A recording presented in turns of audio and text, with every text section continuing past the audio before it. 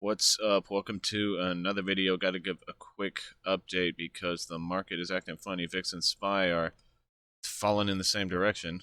So let's see what's going on macroeconomically. Let's check out the technical picture and see what's going on right now. Here we are looking at the S&P 500 E-mini futures here. And you can see the SPY's price dropped below the trending support level that I highlighted, just popped up on the screen. That's short-term bearish, and perfect how it coincided with the resistance level here. This resistance level is the long-term bearish resistance level that has held us down for a couple months. You can see in the chart here where we rejected this level previously in September. It's actually interesting to see this little candle wick I'm pointing at here. Jerome Powell's comments, when the inflation report initially came out, we got a pop in the price of SPY, and it hit that resistance, came down to go below support. It was crazy whipsaw after the Fed's Jerome Powell's comments, actually. So I loaded up on a short position when we dropped below support here. I covered my position today when I saw the VIX came all the way back down. Let me pull the VIX up, actually. Here is VIX futures. I want to point out this upward trending support. VIX recently dropped below. That looked bullish for equities, but Jerome Powell's comments brought the VIX right back up above this support. I thought we were going to get a little bounce there. That's why I got my short position. But the next day when the VIX dropped like a rock, I covered my trade a little early off. I had a little profit that I secured into that conversion. So now I'm a little iffy which way VIX is going to go, or the market. Jerome Powell's comments were generally bearish in my opinion, but the market does whatever it wants, right? So all eyes on economic data, and tomorrow, Friday, we have unemployment data and payroll data. If those numbers come in above expectations, you might expect a little downtick in the markets. That's what's been happening lately with this kind of economic data, because Jerome Powell wants job numbers to come down, he wants wages to come down, he's trying to cause a recession in a sense. He wants to slow down the growth of the economy. It's terrible.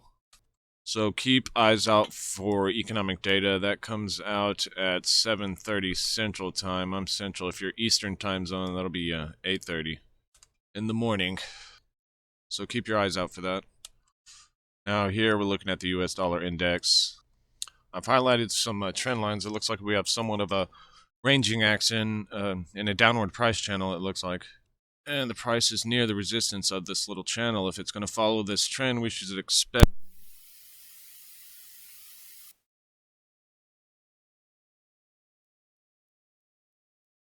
but I like to follow the trend, so I'm expecting it to come down a bit, and it all depends on economic data though. And lately there has been a very strong inverse correlation between the dollar and equity markets. Basically, when the dollar's going up, SPY's coming down. That's the current environment we're in, especially when the dollar skyrockets after a rate hike meeting, right? And that's what happened yesterday. The dollar skyrocketed off Jerome Powell's comments and the markets tanked. It was crazy. So watch for the dollar to stay range bound if that economic data comes out. Not too surprising. But if it comes out really hot, then that economic data comes out sky high, we might get a breakout possibly. Because that might show that the Fed's going to keep hiking rates aggressively. Who knows? We'll find out tomorrow. Just keep eyes on this price channel here. And I should also mention this white trend line I'm highlighting here. This is a long-term resistance level here. Let me show you.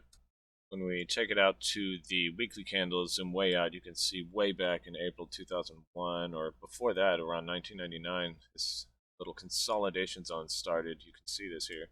It's somewhat of a triple top. It's not very even, but we can consider this a long-term major resistance zone here. It's around the 114, the high is 121, so it's a wide area, and there's a lot of choppiness in here, so we can expect the same thing if the US dollar index decides to come up in this resistance zone. It's briefly came up within it when it got above 114, but it dipped below it recently. And the support of this resistance zone I have mapped, or the bottom of the resistance zone I should say, corresponds with this white line that I'm highlighting here. Who knows? The price could possibly reject this area. It is very near this blue trend line that I'm putting a white line over here. So we could find some friction, possibly a reversal in the dollar if that economic data comes out positively for equities. And so far, during overnight trading, the dollar's coming down a bit. 28 bips is not much, but for the dollar, it's kind of a move there. So we'll see how the dollar reacts when that economic data comes out at 7:30 a.m. That's Central Time, 8:30 if you're Eastern. Other than that, it looks like equities are coming down. SPY broke below a trending support level I just highlighted. That looks bearish. Corporate credit's still coming down. Treasuries are still selling off. Everything's just looking bearish after J Powell's comments so far.